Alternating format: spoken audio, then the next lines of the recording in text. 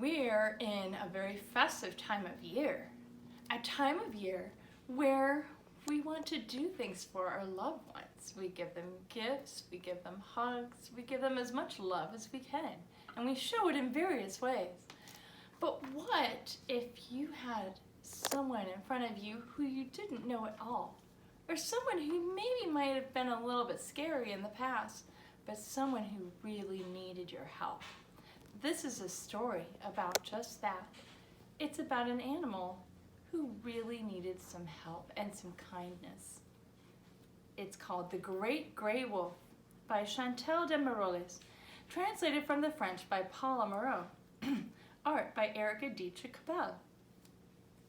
In a faraway forest, there once lived wild wolves. The biggest one of all was a great lone wolf.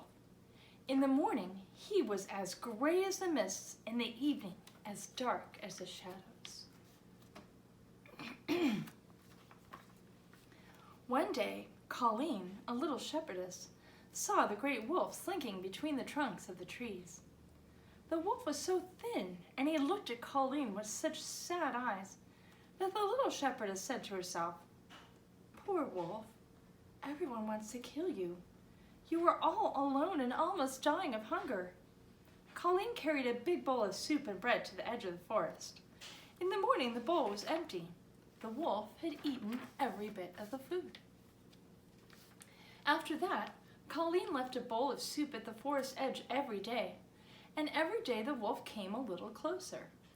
At first, Colleen only saw his yellow eyes gleaming behind the needles of the pine trees. As the days went by, she could see his pointy ears and his long muzzle. Finally, one evening, the wolf stepped out of the forest on his huge paws and stood before her, gray and silent. From that evening on, Colleen put the bowl of soup next to the sheepfold, and little by little, the sheep got used to the wolf. One day, Colleen saw hunters in the forest. They had big boots and long guns and were hunting for wolves. Colleen knew that they especially wanted to catch the great gray wolf, so she coaxed him into the sheepfold, for she was sure no one would look there for a wolf. The wolf heard the guns in the forest and he thought, "It's me they want. They think I'm more terrible than the other wolves because I'm the biggest. But Colleen has protected me and I will protect her too. I'll tell my brother wolves that they must never eat any of her sheep."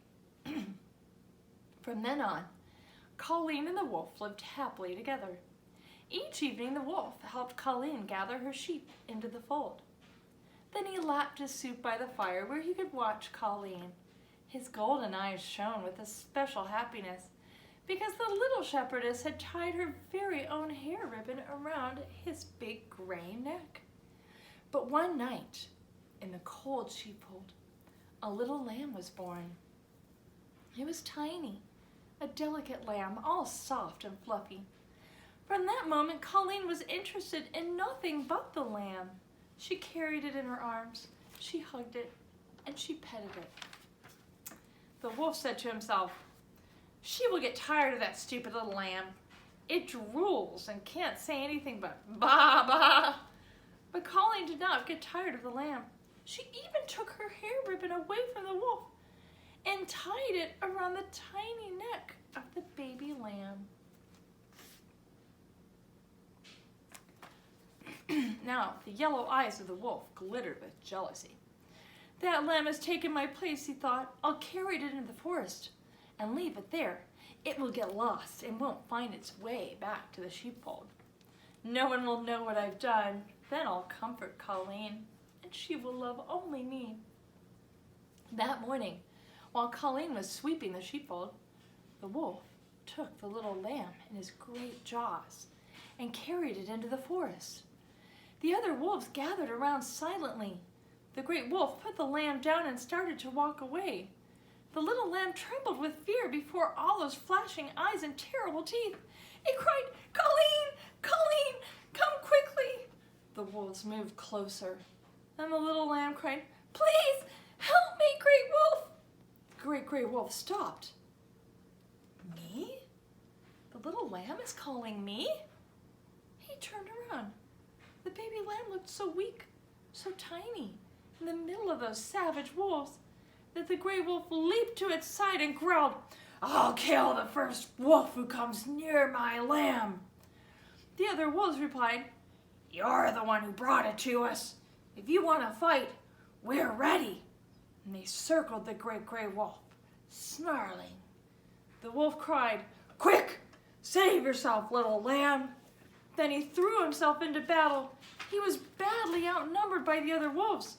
Soon he was hurt and bleeding, but the great gray wolf was not beaten. He fought so fiercely that the other wolves gave up and slunk away. Slowly, the wounded wolf dragged himself back to the sheepfold. When Colleen saw him, she began to cry. She washed his wounds. She bandaged the worst cuts. She brought him hot soup and she covered him with her own quilt. Then the little lamb curled up between the wolf's great gray paws. And the wolf said to himself, "Now we each have two friends. Colleen has me and the lamb. The lamb has Colleen and me. And I have Colleen and the lamb." Once again, his yellow eyes glowed with happiness, bright as gold. The end.